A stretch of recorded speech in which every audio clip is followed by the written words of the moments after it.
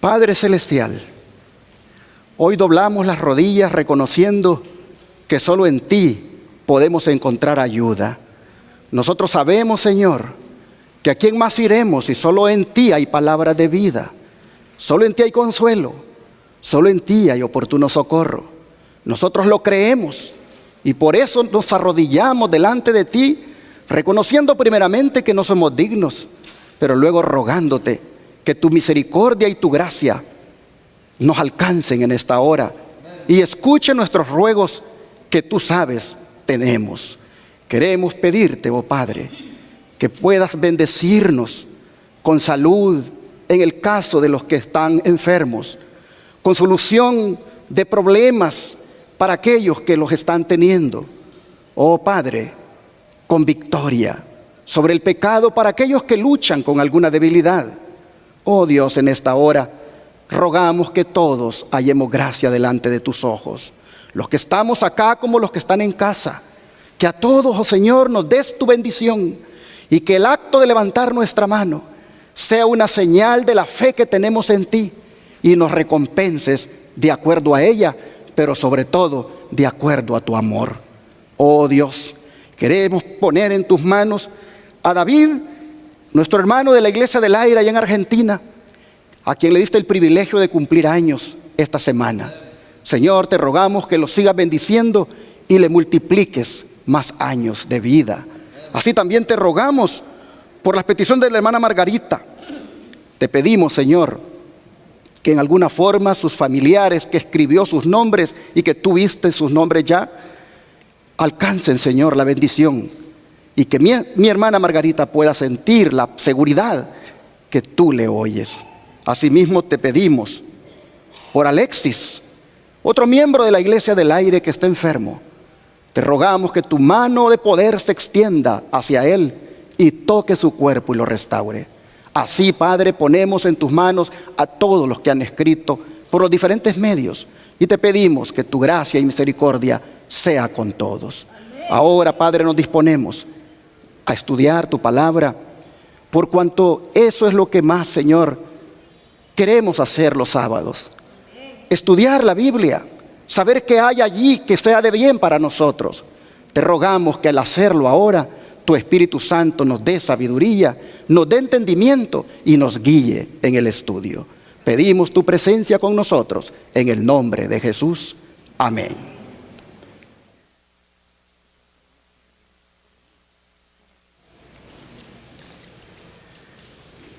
Hoy vamos a estudiar el tema número 35 del seminario profético La Revelación de Jesucristo. Vamos a mirar en el estudio de hoy cuál es la tarea de la iglesia en estos tiempos turbulentos. Y lo vamos a hacer estudiando la segunda parte del tema titulado El tiempo no será más. Si hay una profecía que todo adventista debe conocer y entender, es esta, la cual es conocida como el ángel fuerte o poderoso y el librito, pero que yo prefiero titularle El tiempo no será más. En su segunda parte, como dije, vamos a introducirnos al estudio y para eso abramos la Biblia en Apocalipsis capítulo 10 versículos 5 y 6. Apocalipsis 10 versículos 5 y 6.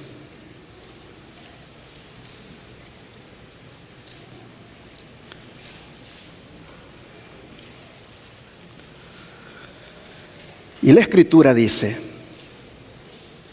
y el ángel que vi en pie sobre el mar y sobre la tierra, levantó su mano al cielo y juró por el que vive por los siglos de los siglos, que creó el cielo y las cosas que están en él, y la tierra y las cosas que están en ella, y el mar y las cosas que están en él, que el tiempo no sería más. Habiendo visto, hermanos y hermanas, en el tema anterior, que el tiempo al que se refiere aquí no es el fin del mundo, sino el fin de los tiempos proféticos del libro de Daniel, entre los cuales están los 1260 días, los 1290 días y los 1335 días. Todos estos enmarcados en la profecía más larga de la Biblia, conocida como la de los 2300 días.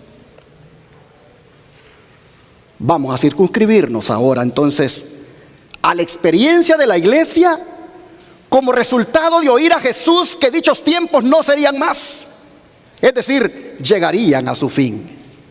La experiencia de la iglesia aparece reflejada en los versículos 8 al 11. Leamos. La voz que oí del cielo habló otra vez conmigo y dijo: ve y toma el librito que está abierto en la mano del ángel que está en pie sobre el mar y sobre la tierra. Y fui al ángel diciéndole que me diese el librito. Y él me dijo: toma y cómelo, y te amargará el vientre, pero en tu boca será dulce como la miel. Entonces tomé el librito de la mano del ángel y lo comí, y era dulce en mi boca como la miel, pero cuando lo hube comido, amargó mi vientre. Hermanos y hermanas, aquí nosotros vemos que el apóstol Juan, en representación de la iglesia, toma de la mano de Jesús el librito abierto, el cual es el libro de Daniel, en su parte que había estado sellada a su comprensión. Leamos lo que Daniel nos dice al respecto. Vamos al capítulo 12 de Daniel, versículo 4. Daniel capítulo 12, versículo 4.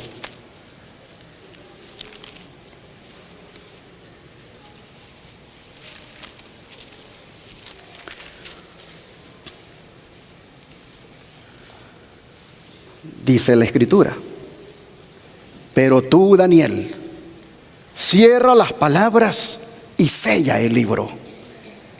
¿Hasta cuándo, hermanos? Hasta el tiempo del fin. Muchos correrán de aquí para allá y la ciencia se aumentará.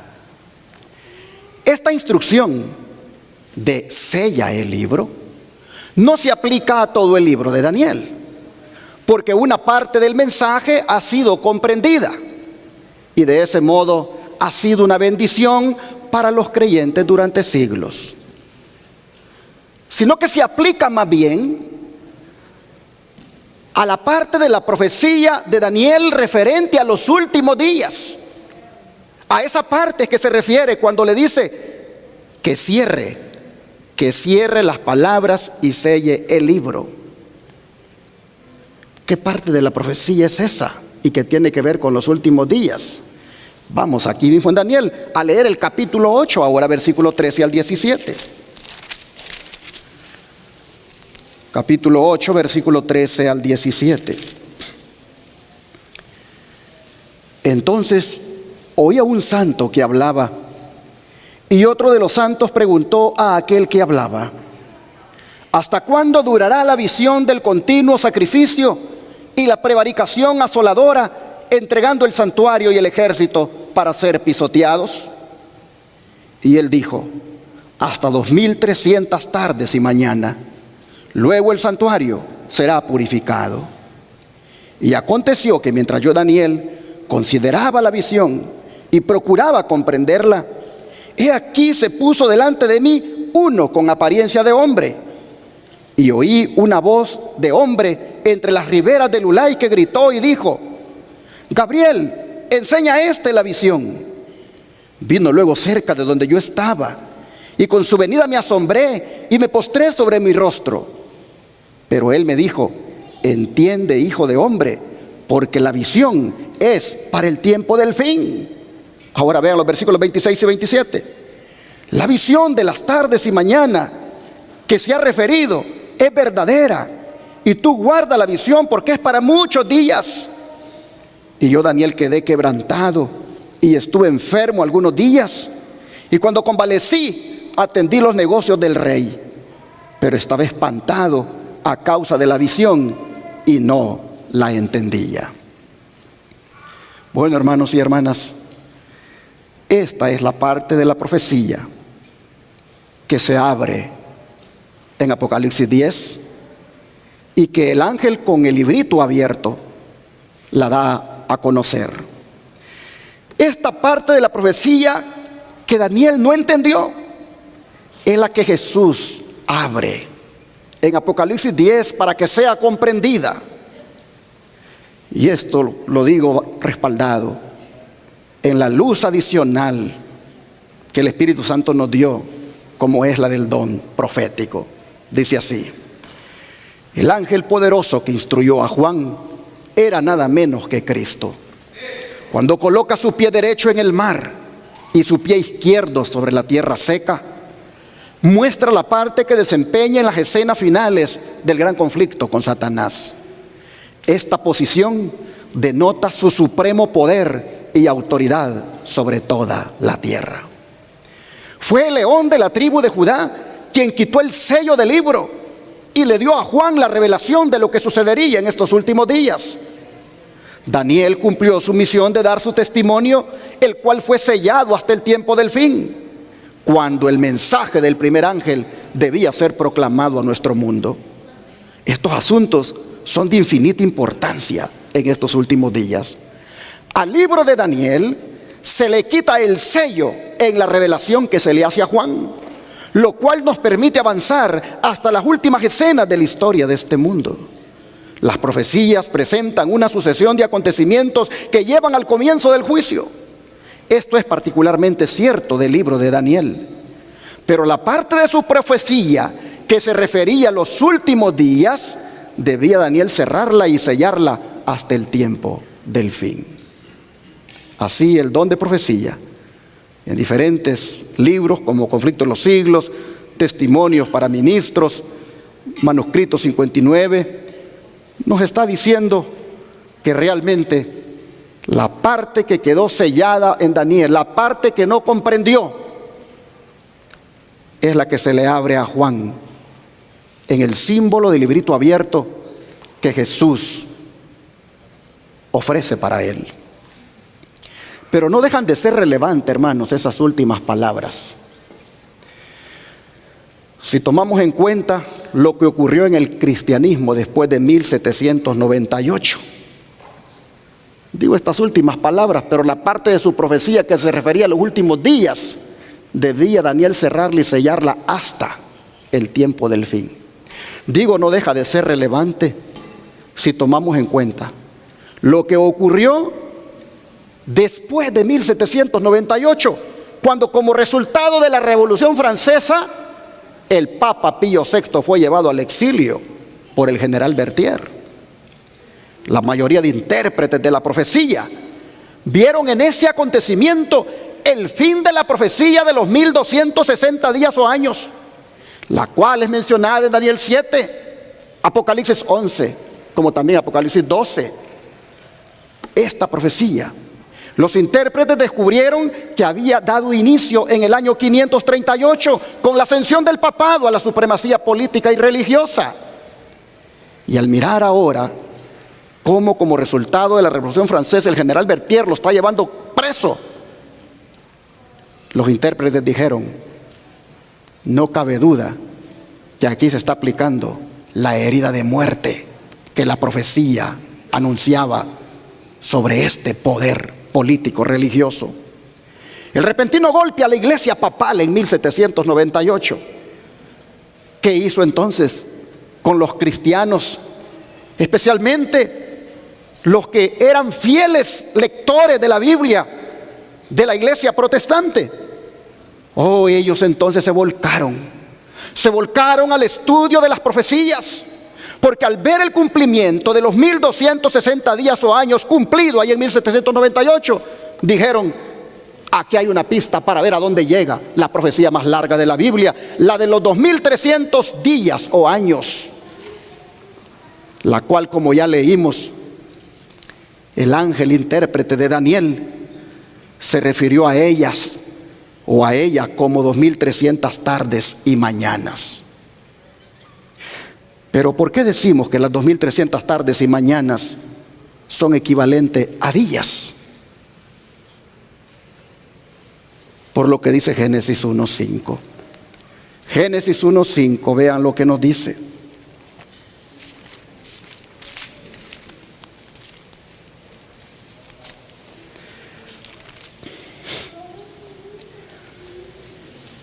Y llamó Dios a la luz día, y a las tinieblas llamó noche, y fue la tarde y la mañana un día. Literalmente, hermanos, este versículo dice así: tarde fue, mañana fue, día 1.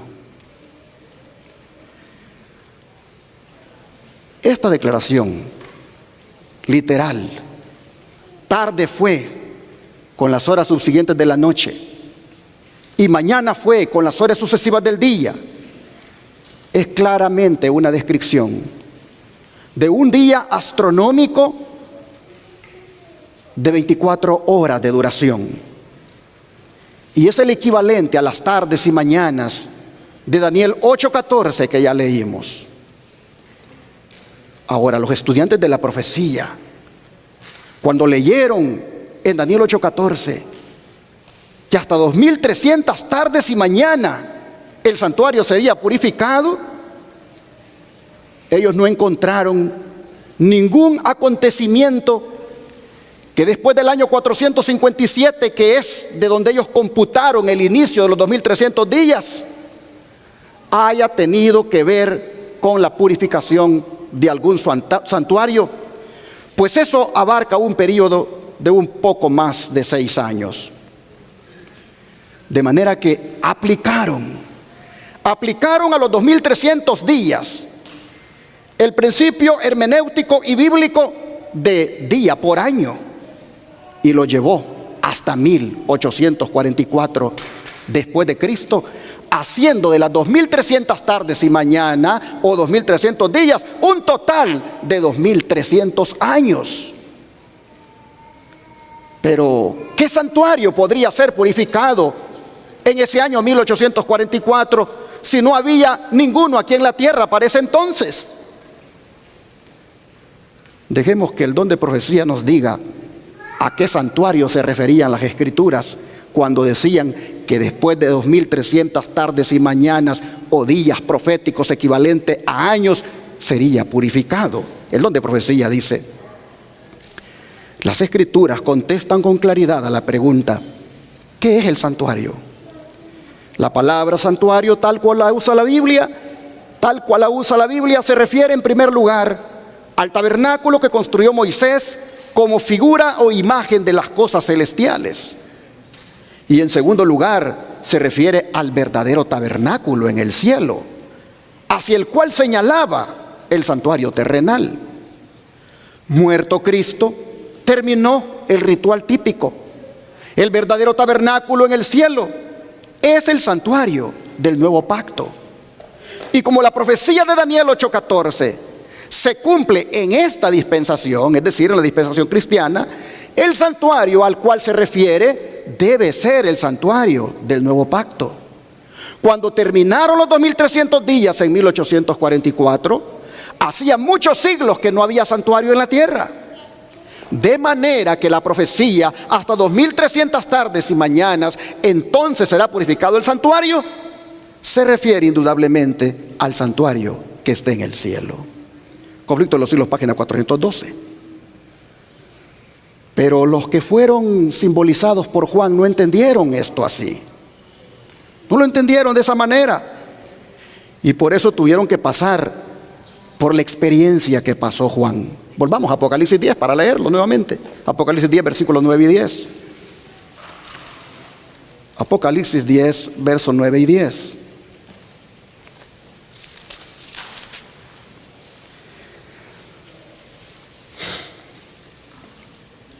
Y fui al ángel diciéndole que me diese el librito. Y él me dijo: toma y cómelo, y te amargaré el vientre, pero en tu boca será dulce como la miel. Entonces tomé el librito de la mano del ángel y lo comí, y era dulce en mi boca como la miel, pero cuando lo hube comido, amargó mi vientre. Juan, en representación de la iglesia de Jesús, va y toma de la mano de Jesús, simbolizado aquí por este ángel fuerte, poderoso, va y toma de la mano de él el librito para comérselo. Oh, hermanos y hermanas, ningún pasaje de la Biblia ilustra tan bien la experiencia de Juan en la vida de aquellos hijos de Dios que entre los años 1837 en adelante, o de 1830 para ir un poquito más atrás, buscaron con ese interés, con esa gana en las profecías bíblicas, cómo esto de los 2300 años podía tener cumplimiento en sus días. Ellos se comieron la Biblia. Se comieron la Biblia estudiándola asiduamente para entender la profecía de los 2300 años. Y llegaron a la conclusión que el santuario que sería purificado sería el planeta Tierra por el fuego en la segunda venida de Jesús. Venida que ellos entendieron ocurriría específicamente el 22 de octubre de 1844. Se comieron la escritura buscando entre Daniel y Apocalipsis a lo largo de la Biblia esto de los 2300 años, y comenzaron a proclamar que Jesús vendría el 22 de octubre de 1844. Oh, hermanos y hermanas, saber que Jesús vendría en esa fecha fue, como la experiencia de Juan, algo dulce para ellos. El don de profecía, hablando del significado de comer el libro, aplicado a la experiencia de los adventistas de aquel tiempo. Vean lo que dice: en el entendimiento de la verdad, la gozosa recepción del mensaje es representado en el comer del pequeño libro. La verdad respecto al tiempo de la venida de nuestro Señor fue un mensaje precioso para nuestras almas. Hermanos y hermanas, cuando tú tomas la Biblia y comes de ella y la entiendes, ¿no te alegra? Es una dulzura. Esto ocurrió con aquellos adventistas que vivían en esos años del año 1830 a 1844. Se comieron la Biblia, representado simbólicamente lo que Juan también pasó en la profecía. Dice: quienes realmente aman a Jesús pueden apreciar los sentimientos de quienes esperaron con el más intenso deseo la venida de su Salvador. Se acercaba el punto añorado, 22 de octubre de 1844. El tiempo, dice, cuando esperábamos encontrarlo, estaba a la mano. Nos acercamos a esta hora con calmada solemnidad. Los verdaderos creyentes reposaban en dulce comunión con Dios, una prenda de paz que sería propia en el luciente porvenir. Nadie que experimentó esta esperanza y confianza jamás olvidará esas preciosas horas de espera. Era dulce al paladar. Era una dulzura saber que pronto se encontrarían con su Señor el 22 de octubre de 1844. El don de profecía sigue diciendo: entre todos los grandes movimientos religiosos habidos desde los días de los apóstoles, ninguno resultó más libre de imperfecciones humanas y engaños de Satanás que el del otoño de 1844. Ahora mismo, después del transcurso de muchos años, todos los que tomaron parte en aquel movimiento y han permanecido firmes en la verdad, sienten aún la santa influencia de tan bendita obra y dan testimonio de que ella era de Dios. Los que esperaban verse pronto cara a cara con su Redentor sintieron una solemnidad y un gozo indecibles. El poder suavizador y sojuzgador del Espíritu Santo cambiaba los corazones, pues sus bendiciones eran dispensadas abundantemente sobre los fieles creyentes. Y así, hermanos y hermanas, no hay tiempo para compartirles testimonios de otros pioneros sobre la hermosa experiencia que pasaron conforme se acercaba la fecha de la venida del Señor. Pero dicen que tenían mucha paz y armonía entre todos ellos. Dicen que las diferencias entre ellos se habían arreglado y los malos entendidos se habían aclarado. Se habían perdonado unos con otros y el gozo que tenían era un gozo incomparable. Oh, mis hermanos y hermanas, la noticia se regó por todas partes en el noreste de los Estados Unidos y en otras partes del mundo se predicaba también que Cristo estaba a las puertas en 1844. Hasta los niños registra la historia, predicaron que Jesús estaba a las puertas y le decían a la gente que se prepararan para el encuentro con su Dios. Pero Juan dice que la dulzura que sintió al comerse el libro, inmediatamente, ¿qué cosa sucedió con él? Se le amargó el vientre. La dulzura se convertiría en amargura. Volvamos a leer el verso 10. Entonces tomé el librito de la mano del ángel y lo comí, y era dulce en mi boca como la miel, pero cuando lo hube comido, amargó mi vientre. Y esto, hermanos y hermanas, también pasó con aquellos que anhelaban ver a Jesús en 1844. La dulzura de encontrarse con su Señor se les convirtió también en una amargura, porque llegó la fecha y Jesús no apareció aquí en la tierra. Quisiera compartirles 2 testimonios de 2 sobrevivientes de ese gran chasco. Vean lo que dicen. Jaime Guay, el que fue esposo de Elena Guay, dice: el chasco de ese tiempo, dice, fue amargo. Los sinceros creyentes habían entregado todo por Cristo y habían compartido su presencia como nunca antes. Ellos habían que se suponía entregado su última advertencia al mundo y se habían separado más o menos de la incrédula y burladora multitud. Y con la bendición divina sobre sí, se sentían más deseosos de asociarse con su esperado Maestro y los santos ángeles que con aquellos de quienes se habían separado. El amor de Jesús llenaba a cada alma y destellaba de cada rostro, y con deseo inexpresable ellos oraban: ven, Señor Jesús, y ven pronto. Pero Él no llegó.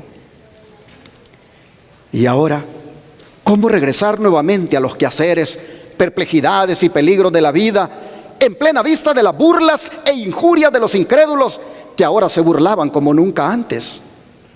Fue, dice, una prueba terrible de fe y de paciencia. Cuando el hermano Jaime visitó Portland, Maine, unos pocos días después de pasado el tiempo, y declaró que los hermanos debían prepararse para otro fuerte invierno, mis sentimientos eran casi incontrolables. Salí de la reunión y lloré como un niño. ¡Wow! No vino Jesús. Y lo habían predicado y se habían preparado, se habían puesto a cuentas con el Señor y anhelaban que ese día apareciera, pero no vino. Lloró como un niño, dice Jaime, cuando el otro hermano le dijo: preparémonos para este otro invierno que viene fuerte. Oh, hermanos, si este testimonio es desgarrador, ¿qué podemos decir desde Hiram Edson? Dice: nuestras más afectuosas esperanzas y expectativas fueron barridas, y vino sobre nosotros tal espíritu de lamento como nunca antes se había experimentado. Parecía que la pérdida de todo amigo terrenal no tuviera comparación. Lloramos y lloramos hasta que el día amaneció. Medité en mi propio corazón diciendo: mi experiencia adventista ha sido la más rica y brillante de toda mi experiencia cristiana. Y si esto ha sido un fracaso, ¿de qué valdría el resto de mi experiencia cristiana? ¿Ha sido la Biblia un fracaso? ¿No habrá Dios, ni cielo, ningún hogar celestial y ningún paraíso? ¿Será esto una fábula sagazmente inventada? ¿No habrá realidad de nuestra más acariciada esperanza y expectativa? Y si nuestras mejores esperanzas estaban perdidas, realmente teníamos algo de qué lamentar. Y así, hermanos y hermanas, estos dos pioneros nos describen su terrible chasco, muy parecido a aquel otro chasco que experimentaron los discípulos ante la muerte de Cristo.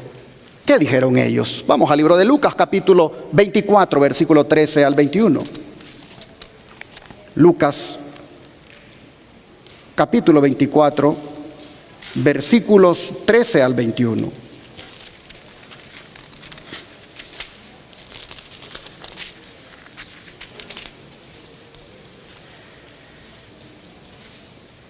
Y es aquí donde ellos iban el mismo día a una aldea llamada Emaús, que estaba a 60 estadios de Jerusalén. E iban hablando entre sí de todas aquellas cosas que habían acontecido. Sucedió que mientras hablaban y discutían entre sí, Jesús mismo se acercó y caminaba con ellos. Mas los ojos de ellos estaban velados para que no le conociesen. Y les dijo: ¿qué pláticas son estas que tenéis entre vosotros mientras camináis? ¿Y por qué estáis tristes? Respondiendo uno de ellos, que se llamaba Cleofas, le dijo: ¿eres tú el único forastero en Jerusalén que no has sabido las cosas que en ella han acontecido en estos días? Entonces él les dijo: ¿qué cosas? Y ellos le dijeron: de Jesús Nazareno, que fue varón profeta, poderoso en obra y en palabra delante de Dios y de todo el pueblo. Y cómo le entregaron los principales sacerdotes y nuestros gobernantes a sentencia de muerte y le crucificaron. Pero nosotros esperábamos que Él era el que había de redimir a Israel. Y ahora, además de todo esto, hoy es ya el tercer día que esto ha acontecido. En estas palabras, lo que hay es una decepción. Lo que hay es un chasco. Se sienten tristes en quien pusieron su esperanza, en quien ellos pensaron que redimiría a Israel. Ahora ha sido crucificado, ha muerto. ¿Por qué ellos habían puesto su esperanza en que Jesús redimiría a Israel? Por lo que había ocurrido unos días antes y que aparece en Lucas 19, versículo 35 al 40. Lucas 19, versículo 35 al 40. Y lo trajeron a Jesús. No, perdón, estoy aquí mal aquí.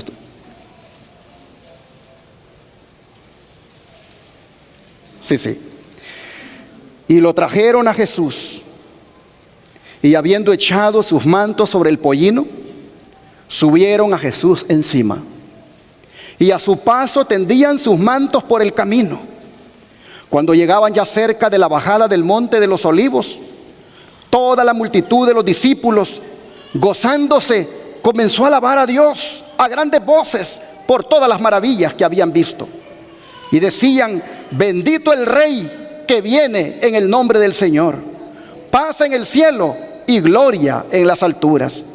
Entonces algunos de los fariseos de entre la multitud le dijeron: Maestro, reprende a tus discípulos. Él respondiendo les dijo: os digo que si estos callaran, las piedras clamarían.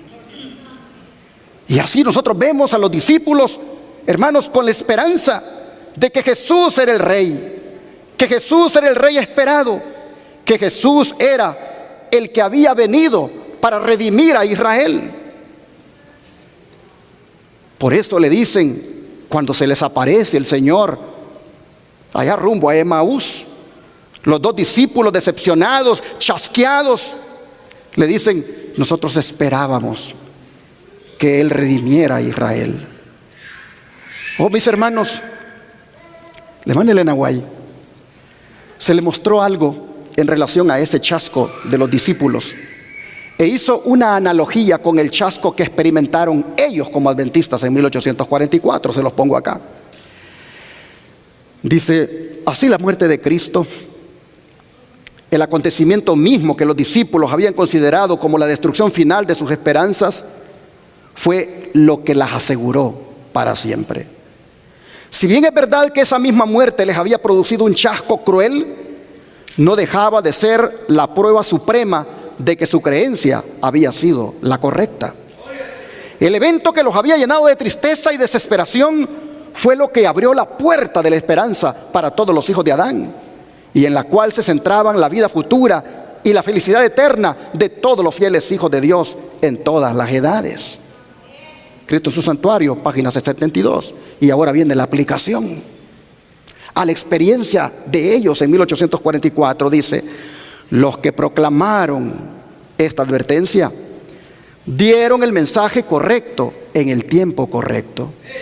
Pero así como los primitivos discípulos declaraban: el tiempo se ha cumplido y el reino de Dios se ha acercado, basándose en la profecía de Daniel 9, sin darse cuenta de que la muerte del Mesías estaba anunciada en el mismo pasaje bíblico, así también Miller y sus colaboradores predicaron el mensaje basados en Daniel 8:14 y Apocalipsis 14:7, sin echar de ver que en Apocalipsis 14 aún había otros mensajes que también debían ser proclamados antes del advenimiento del Señor. Como los discípulos se equivocaron en cuanto al reino que debía establecerse al fin de las 70 semanas, así también los adventistas se equivocaron en cuanto al evento que debía producirse al fin de los 2300 días. En ambos casos hubo una aceptación de, o mejor dicho, una adhesión a errores populares que cegaron la mente a la verdad.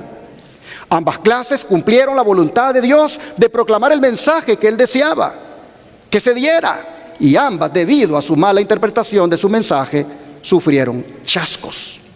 Así que el chasco que experimentaron los discípulos cuando Jesús murió es análogo al chasco que experimentaron los adventistas cuando Cristo no vino en 1844.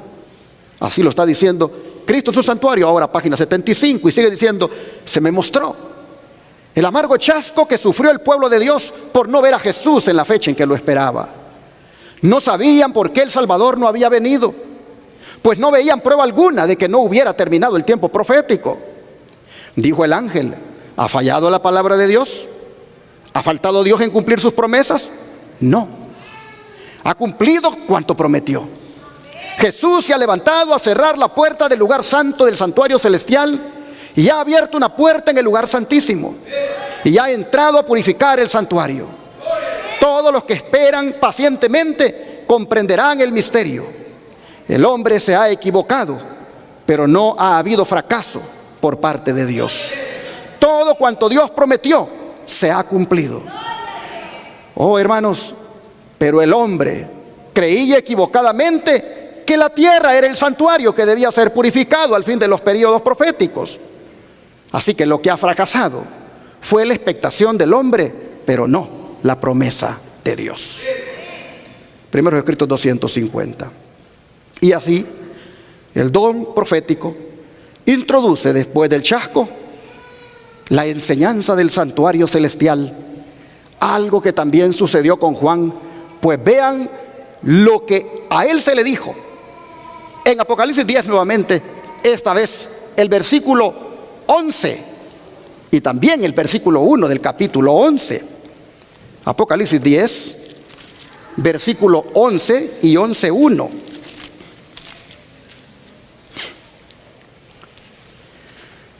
Y él me dijo: es necesario que profetices otra vez sobre muchos pueblos, naciones, lenguas y reyes. Entonces me fue dada una caña semejante a una vara de medir, y se me dijo: levántate y mide el templo de Dios y el altar y a los que adoran en él. Noten, hermanos y hermanas, a Juan se le dice que siga predicando porque el templo será restaurado y los adoradores también serán restaurados. Prácticamente a Juan la amargura en su vientre, de ahí se le está redirigiendo al santuario, no al que estaba en ruinas en su tiempo, sino al santuario celestial. Oh, hermanos y hermanas, a Juan se le dice: el santuario será restaurado, los adoradores serán restaurados. Y los adventistas vieron en esta experiencia de Juan y en esto que se le está diciendo, vieron una enseñanza de lo que ellos debían hacer también. Y la hermana Elena White lo explica mejor en las siguientes citas que voy a compartir. El asunto, dice, del santuario fue la llave que reveló el misterio del chasco de 1844. Exhibió todo un sistema de verdades relacionado y armonioso que mostraba que la mano de Dios había dirigido el gran movimiento adventista. Y al poner de manifiesto la situación y la obra de su pueblo, le indicaba cuál era su deber de ahí en adelante. Así como los discípulos de Jesús, después de la noche terrible de su angustia y chasco, se regocijaron viendo al Señor, así se regocijaron los que habían mirado con fe a su segunda venida. Habían esperado que apareciera en gloria para recompensar a sus siervos. Como sus esperanzas fueron chasqueadas, perdieron de vista a Jesús. Y como María al lado del sepulcro, exclamaron: se han llevado a mi Señor y no sé dónde lo han puesto. Después, en el lugar santísimo, aquellos adventistas estudiosos de 1844 contemplaron otra vez a su compasivo y sumo sacerdote, listo para aparecer como su rey y libertador. La luz del santuario iluminaba el pasado, el presente y el futuro para ellos. Supieron que Dios los había guiado por medio de su providencia infalible. Aunque como los primeros discípulos, ellos mismos no lograron entender el mensaje que daban, este había sido correcto en todo sentido. Al proclamarlo habían cumplido el propósito de Dios y su labor no había sido en vano en el Señor. Reengendrados a esperanza viva, se regocijaron con alegría inefable y gloriosa.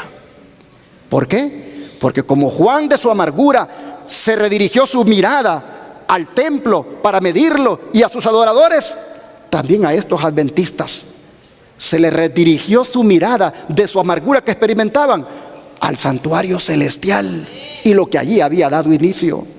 Sigue diciendo: tanto la profecía de Daniel 8:14 hasta 2300 tardes y mañana, luego el santuario será purificado, como el mensaje del primer ángel: temed a Dios y dadle gloria porque la hora de su juicio ha llegado, señalaban al ministerio de Cristo en el lugar santísimo, al juicio investigador, y no a la venida de Cristo para la redención de su pueblo y la destrucción de los impíos.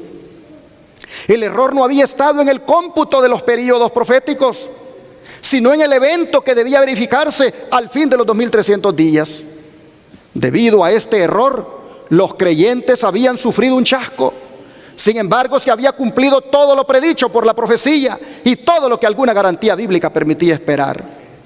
En el mismo momento en que estaban lamentando la defraudación de sus esperanzas, se había realizado el evento que estaba predicho por el mensaje y que debía cumplirse antes que el Señor pudiera aparecer para recompensar a sus siervos. Cristo había venido, pero no a la tierra como ellos lo esperaban, sino como estaba simbolizado en el tipo, al lugar santísimo del templo de Dios en el cielo. El profeta Daniel lo representa como viniendo en ese tiempo al anciano de días, pues dice en Daniel 7:13 que estaba mirando en visiones de la noche, y he aquí que sobre las nubes del cielo venía uno parecido a un hijo de hombre, y vino no a la tierra, sino al anciano de días, y lo trajeron delante de él. Así en Cristo, en sus santuarios, en la página 90 y 100, en ambas páginas nos explica que los adventistas del séptimo día, después de aquel chasco, de que Jesús no había venido, conocieron la doctrina del santuario celestial. Y en esa doctrina descubrieron verdades maravillosas e importantes, como la verdad de que el sábado es el día del Señor. En esa doctrina también ellos conocieron el mensaje de los 3 ángeles. De manera que fieles, así como Juan, ellos comenzaron después del chasco a profetizar otra vez. como a Juan se le dijo que era necesario que predicara de nuevo, así los adventistas comenzaron a predicar las verdades conectadas con el santuario celestial. Comenzaron a predicar que el juicio ya había comenzado en el cielo, tal como lo dice el mensaje del primer ángel de Apocalipsis 14. Comenzaron a predicar que los que rechazaran ese mensaje formarían parte de la caída a Babilonia, tal como lo dice el mensaje del segundo ángel de ese capítulo.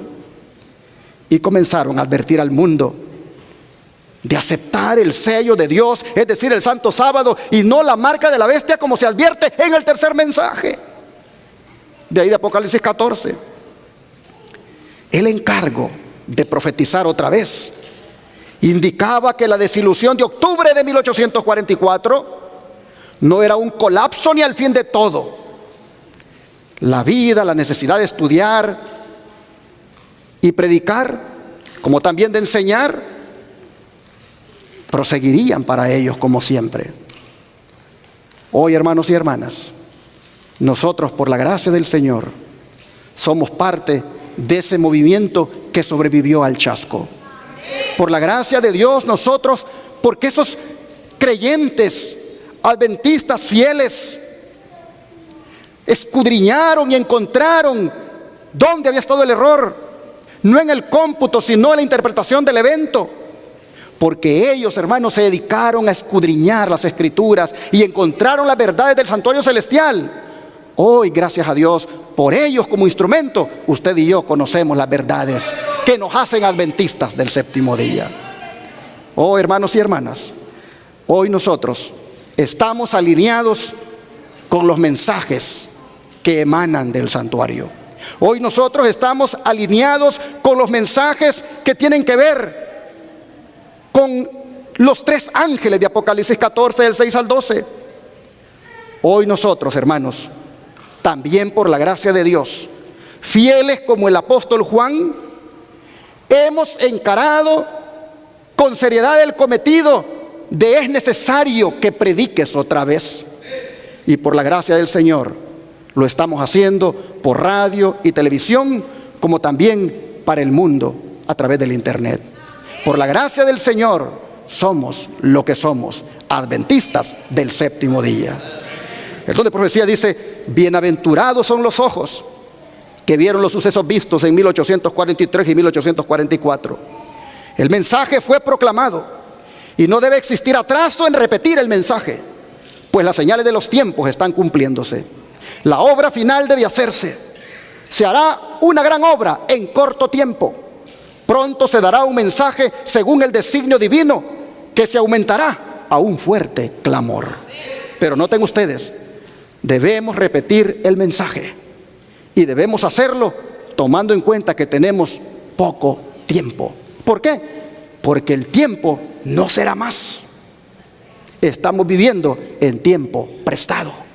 Estamos viviendo en tiempo de gracia. En algún momento esto se acabará y es nuestro deber, por lo tanto, en el poco tiempo que nos queda, fieles como Juan, predicar otra vez y otra vez que Jesús viene pronto. El don de profecía dice: hemos de proclamar la última advertencia de Dios a los hombres. ¿Y cuál debiera ser nuestro fervor en estudiar la Biblia y nuestro celo en diseminar la luz?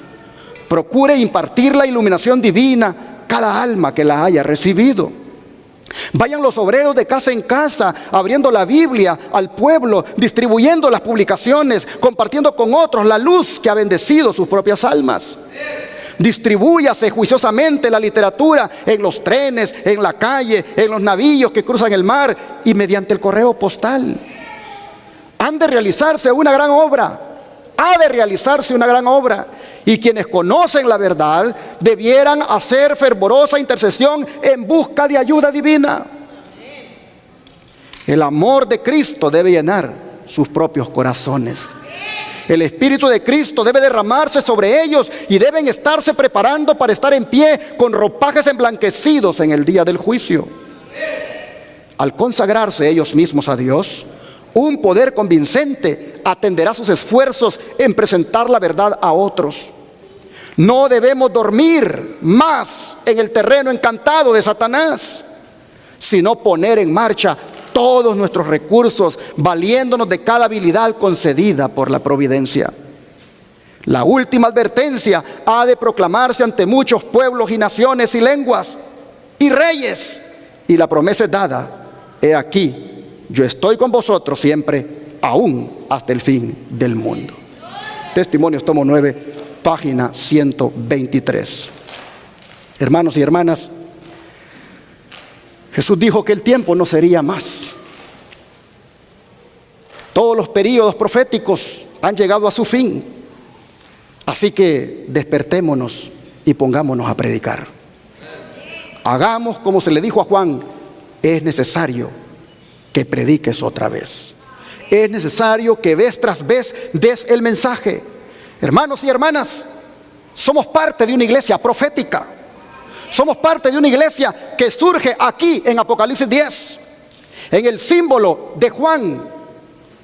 Somos parte de una iglesia que tiene una misión que hacer en el mundo, y es la de proclamar el mensaje.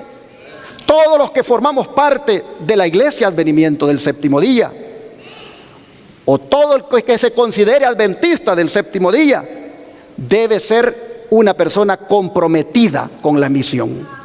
Debemos, hermanos, redoblar los esfuerzos misioneros. Debemos entender que la obra que estamos haciendo se debe ampliar. Debemos ponernos a trabajar. Es necesario que prediques otra vez. Es el mensaje a los adventistas del séptimo día hoy. Es necesario que nuevamente salgas a tocar puertas, salgas a dar estudios, que compartas con otros. Es necesario que prediques otra vez, porque el tiempo, ahí en la pantalla lo tenía, ya lo quitaron, no será más. Oh, mis hermanos, yo creo que siendo una iglesia profética, debemos hacer lo que hizo Juan y hacer lo que hizo Ezequiel, con esto de comer la palabra de Dios y salir a predicarla. Es impresionante ver cómo lo mismo que se le dijo a Juan, se le dijo a Ezequiel. Vamos allá a Ezequiel, capítulo número 3, verso 1 al 4. Ezequiel, capítulo 3, verso 1 al 4.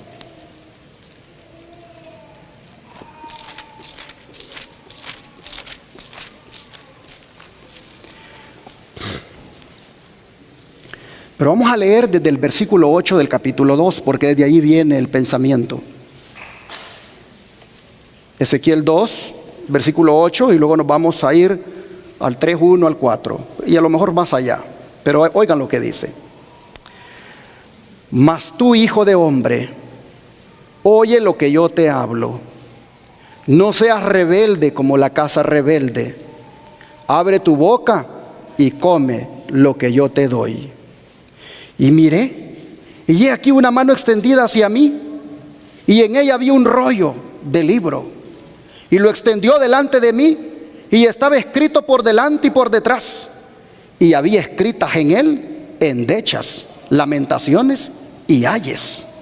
Me dijo: hijo de hombre, come lo que hayas, come este rollo, y ve y habla a la casa de Israel.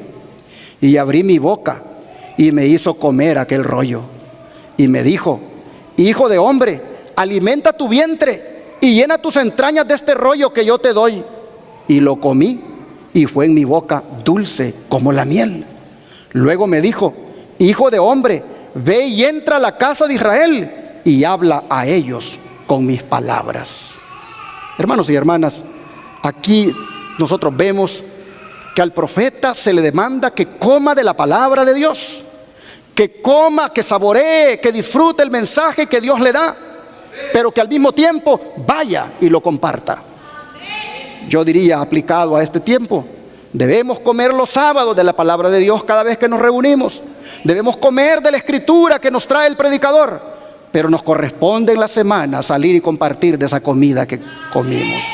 Oh, mis hermanos, y bien interesante cuando uno sigue leyendo, ve el versículo 5: porque no eres enviado a pueblo de habla profunda, ni de lengua difícil, sino a la casa de Israel. No a muchos pueblos de habla profunda ni de lengua difícil, cuyas palabras no entiendas. Y si a ellos te enviara, ellos te oyeran. Mas la casa de Israel no te querrá oír, porque no me quiere oír a mí, porque toda la casa de Israel es dura de frente y obstinada de corazón. He aquí yo he hecho tu rostro fuerte contra los rostros de ellos, y tu frente fuerte contra sus frentes. Como diamante más fuerte que pedernal he hecho tu frente. No los temas, ni tengas miedo delante de ellos, porque son casa rebelde. Y me dijo: hijo de hombre, toma en tu corazón todas mis palabras que yo te hablaré, y oye con tus oídos. Y ve y entra a los cautivos, a los hijos de tu pueblo, y háblales y diles: así ha dicho Jehová el Señor, escuchen o dejen de escuchar. Y me levantó el espíritu, y oí detrás de mí una voz de gran estruendo que decía: bendita sea la gloria de Jehová desde su lugar. Oí también el sonido de las alas de los seres vivientes que se juntaban la una con la otra, y el sonido de las ruedas delante de ellos, y sonido de gran estruendo. Me levantó pues el espíritu y me tomó, y fui en amargura, en la indignación de mi espíritu, pero la mano de Jehová era fuerte sobre mí. Y vine a los cautivos en Tel Aviv, que moraban junto al río Quebar, y me senté donde ellos estaban sentados, y allí permanecí 7 días atónito entre ellos. Pero vean ustedes, el mensaje que él comía era para darlo a su pueblo.